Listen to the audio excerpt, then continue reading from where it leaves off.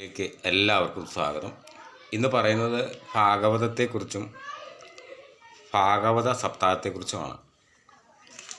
ഭാഗവതം എന്നാൽ 18 പുരാണങ്ങളിൽ ഒരു പുരാണമാണ് ഭാഗവതം.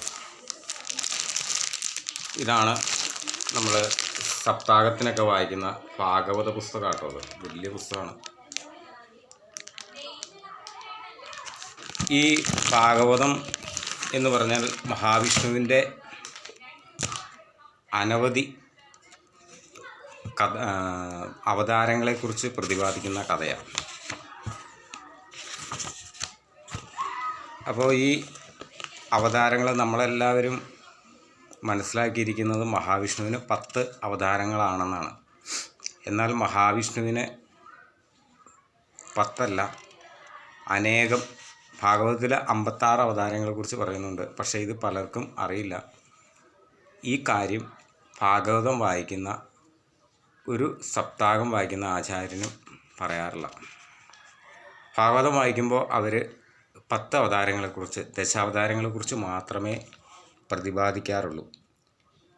അത് സമയപരിമിതി കൊണ്ടാണെന്ന് നമുക്ക് കരുതുവാൻ സാധിക്കില്ല. കാരണം 56 അവതാരങ്ങൾ, പ്രധാനപ്പെട്ട അവതാരങ്ങളുണ്ട് എന്നെങ്കിലും പറയാം. പക്ഷെ അത് പറയാറില്ല. കണ്ടോ,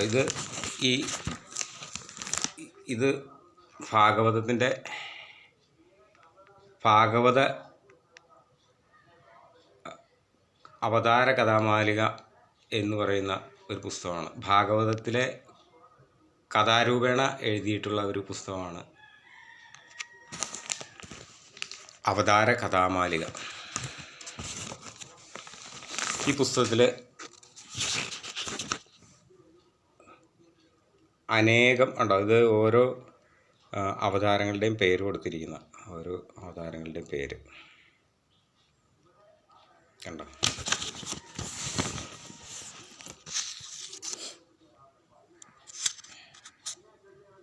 നിങ്ങൾക്ക് കാണാൻ പറ്റണമെന്നറിയില്ല.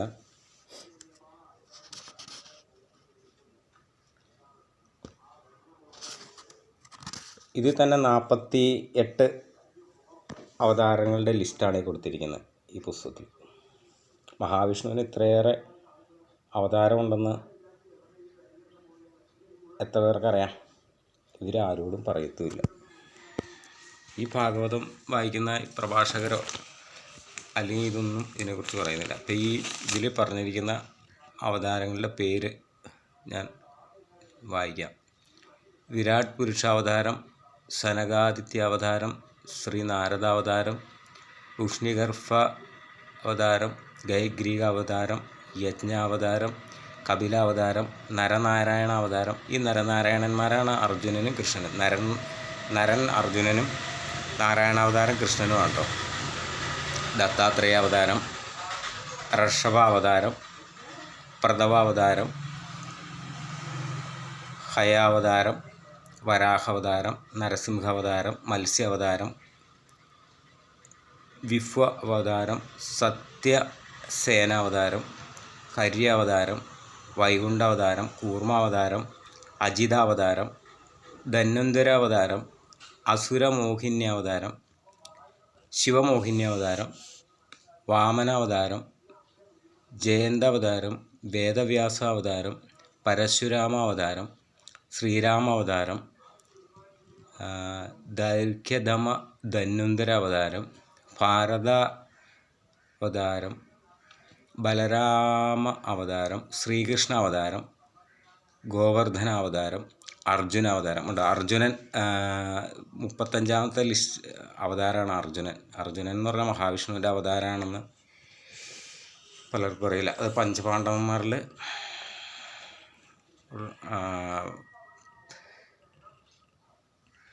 പ്രമുഖനായിട്ടുള്ള അർജുനൻ മഹാവിഷ്ണുവിൻ്റെ അവതാരമാണ്.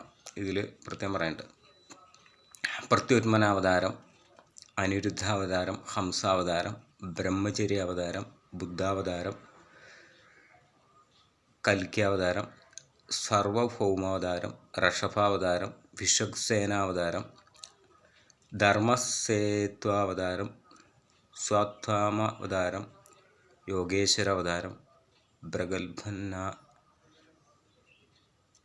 അവതാരം. അപ്പം ഇങ്ങനെ മൊത്തം 56 അവതാരത്തെക്കുറിച്ചാണ്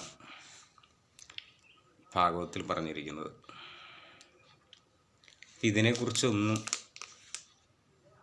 ആർക്കും അറിയത്തുമില്ല, നമ്മളൊന്നും മനസ്സിലാക്കണമില്ല. ശ്രീമദ് ഭാഗവതം എന്ന് പറയുന്നുണ്ട്, അത് 18 പുരാണങ്ങളിൽ ഒരു പുരാണമാണെന്നും അറിയില്ല. അപ്പോൾ എല്ലായിടത്തും ഭാഗവതം നടക്കുന്നു, ഉച്ചയ്ക്ക് പോയി ആളുകൾ ഭക്ഷണം കഴിക്കുന്നു, കുറച്ച് ആളുകൾ കേൾക്കും, കുറച്ച് ആളുകൾ കേൾക്കുന്നില്ല, മനസ്സിലാക്കേണ്ടത് മനസ്സിലാക്കുന്നുമില്ല, പറയേണ്ട കാര്യങ്ങൾ പറയുന്നുണ്ടോ എന്ന് സംശയമാണ്. കൃഷ്ണൻ മഹാവിഷ്ണുവിൻ്റെ അനേക അവതാരങ്ങളിലെ ഒരു അവതാരമാണ് കൃഷ്ണൻ. കൃഷ്ണൻ പൂർണ്ണാവതാരമാണ് എങ്കിൽ പോലും ഭാഗവതം ഇന്ന് മഹാവിഷ്ണു എന്ന ആ ഒരു ഇതിനെ പോലും മറികടന്ന് ശ്രീകൃഷ്ണൻ എന്നുള്ള ആ ഒരു അവതാരത്തിൻ്റെ മാത്രം, അല്ലെങ്കിൽ അവതാരത്തെ മാത്രം പ്രാധാന്യം കൊടുത്തുകൊണ്ടുള്ള ഒരു രീതിയിലേക്ക് ഭാഗവതം മാറി പോയിരിക്കുന്നു. അപ്പോൾ അങ്ങനെ പറ്റിയപ്പോൾ എന്താണെന്ന് വെച്ച് കഴിഞ്ഞാൽ മറ്റുള്ള അവതാരങ്ങളെല്ലാം പാടെ അവഗണിച്ചുകൊണ്ട് മറ്റുള്ള ഇങ്ങനെ ഇത്രയും അവതാരങ്ങളുണ്ടെന്ന് പോലും ഈ ഭാഗവത സപ്താഹക്കാരോ മറ്റുള്ളവരോ പറഞ്ഞു കൊടുക്കുന്നില്ല. ഈ ധന്വന്തരി ഒന്നും മറ്റേ ദശാവതാരത്തിൽ ഉൾപ്പെടുന്നതല്ല. അപ്പം 10 അവതാരം മാത്രമല്ല, അങ്ങനെ അനേക അവതാരങ്ങളുണ്ട് എന്ന് നിങ്ങളുടെ അറിവിലേക്ക് പറഞ്ഞു എന്ന് മാത്രം. നന്ദി, നമസ്കാരം.